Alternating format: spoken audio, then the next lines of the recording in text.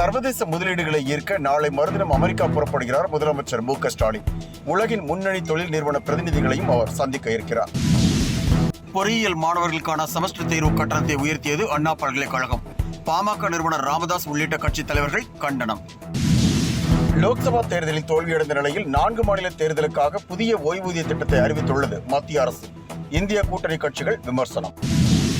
வரும் அக்டோபர் மாதம் பாகிஸ்தானில் ஷாங்காய் ஒத்துழைப்பு மாநாடு. பாகிஸ்தானுக்கு பிரதமர் மோடி செல்வது சந்தேகம்தான் என வெளியுறவுத்துறை சூசக தகவல்.